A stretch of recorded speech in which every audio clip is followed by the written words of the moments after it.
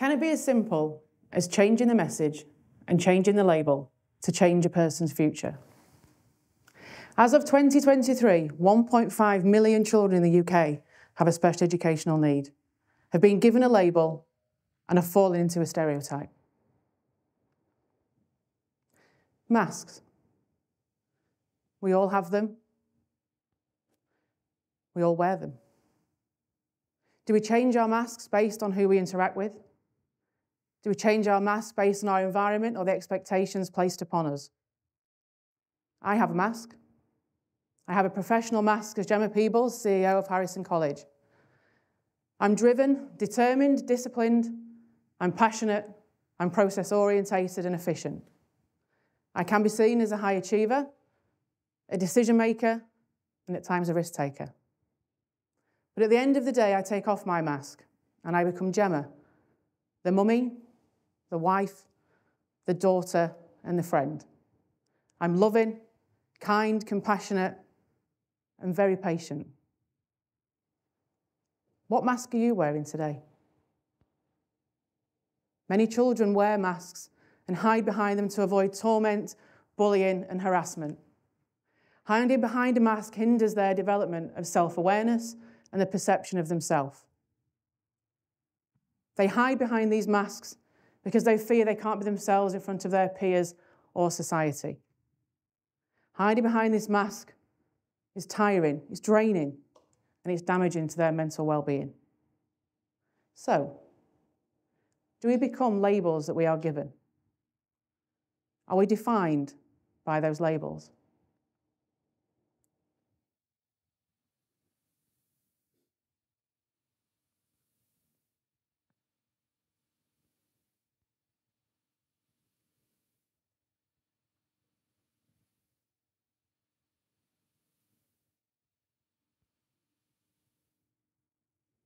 I've been given many labels over many years by many different people.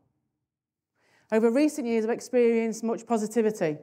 However, there have been times I've been given negative labels, told negative things about my personal and professional self by people at the time I trusted and respected. Have you given people labels? How did you want to make them feel? I had to make a choice. Do I let that negativity define me, or do I break away from that negativity and create my own future and my own identity? What are your labels? Are they yours through choice, or have they been given to you? Are we defined by those labels? What does make a person and their identity? Well, it's their personality, their hobbies, their interests, their skills, their relationships. For some, it's their jobs and their careers that give them identity, but it's their identity to choose. So I ask you, what do you think of when you see these labels?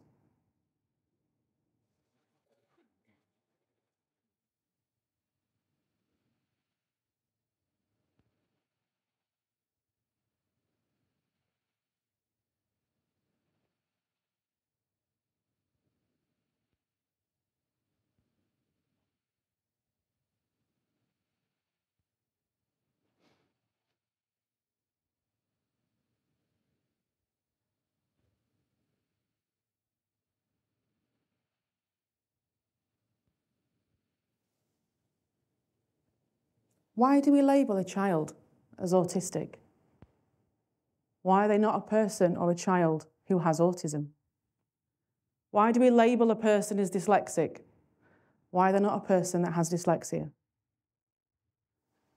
Changing the phrasing that we use can powerfully change a message that we give to a child. Their label does not define them. It's a part of them like any other personality, skill, or trait. Children are given labels from a very young age. They're told to achieve targets. They're told to achieve levels based on skill and ability. During my teaching career, I was often seen as the rebel, working against the grain. I didn't agree with categorising my students by labels, by grades, by skills. I always approached my teaching slightly differently. I would always say to my GCSE groups, we're all aiming for an A. We're all aiming for the top. As you can imagine, the response from the students was the same each year. Miss, you're crazy. You can't do that. First of all, I'd say can't isn't a word that we use in our classroom. But more importantly, if we all aim for the top, if we all have high aspirations, then what's the worst that can happen? We miss it by a grade or two. But if we aim for a C, if we aim for mediocrity, then more than likely, that's the best that we'll achieve. My students always outperform their peers. That's because they weren't confined by labels, by grades, by targets. They were told constantly positivity, aiming high, supporting and working together. Neurodiversity is a label. SEN is a label. These labels are often misunderstood. They lead to preconceived ideas about a person's skills and abilities. They lead to stereotypes. The problem with stereotypes is that we don't understand them. We need to change the stereotype around young people with SEN. We need to look at these young people as assets to society, to organisations. So I want you to think, what does neurodiversity in the workplace look like?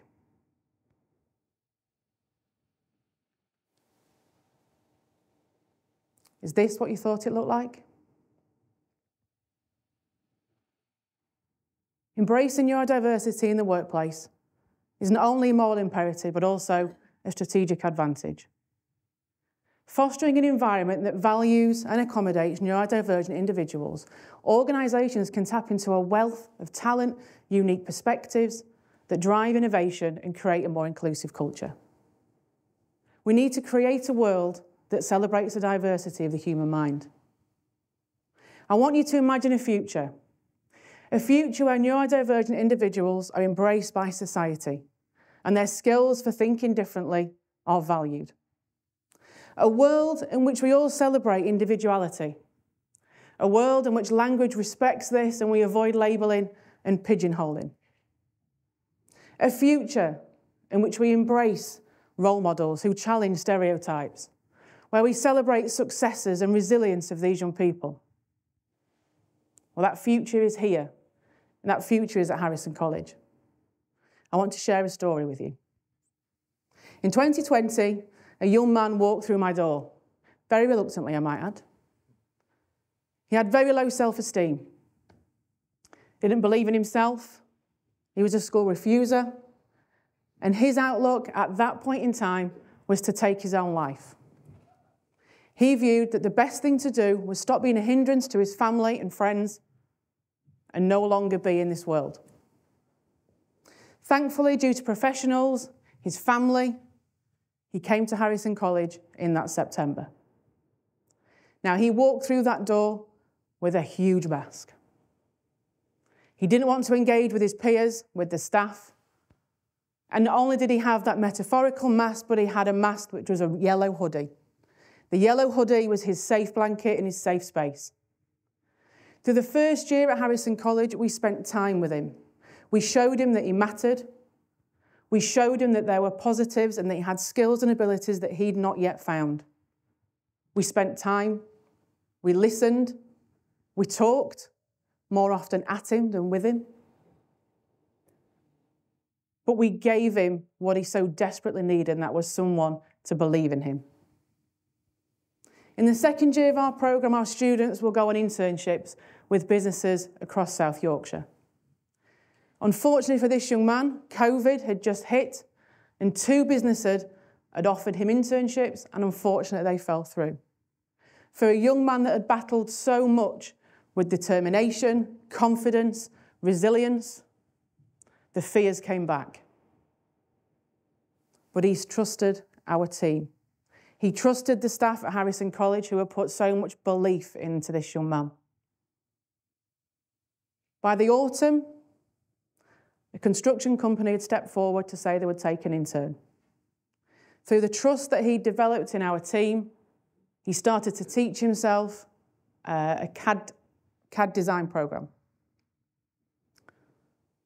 This led to a young man being able to walk into a workplace confident of his abilities and his skills. After the first week at the construction company, the most amazing thing happened. He walked through the door without the yellow hoodie. He shed his mask. He showed that he'd got confidence. He showed he'd got determination, resilience. And he swapped that hoodie for another yellow hoodie, but it had a big rhino on the front. It showed he was part of Team HC. He was part of Team Rhino. And he was demonstrating every skill that we tried to instill in him over the past 2 years. We now get phone calls from companies asking for us, can we recommend young people for jobs? And a cybersecurity company contacted our commercial team. Now, CAD design, cybersecurity, not quite the same skill. But the skills that we'd instilled in this young man around confidence, teamwork, leadership and communication are transferable. This young man walked into an interview with a cybersecurity company and smashed it. The next day, he was in utter disbelief that a contract had been sent through. He had a full-time job with a really good salary. To this day, that young man is still working at the cybersecurity company. He chooses to work nights so he can earn double time. He's now in a position to buy property to rent out because he lives at home with mum. This young man epitomises what we can do when education and commerce work together. Not only do we change lives, we can save lives. Remember, changing our mindset and changing behaviour starts with small steps. It starts with removing the mask, removing the hoodie. If I have one call to action, it will be to give a young person a chance, an opportunity in your organisation, be it an internship, an apprenticeship or employment. All young people need someone to believe in them, but even more so are those that are neurodiverse. I invite you to be part of the change. Be part of a revolution that's disrupting our local education landscape. Be part of changing lives. Please continue the conversation with the team at Harrison College, where we know that expectations of us are there to be broken and that dreams are there to be realised. Change the label, break the stereotype, and change a life. Thank you.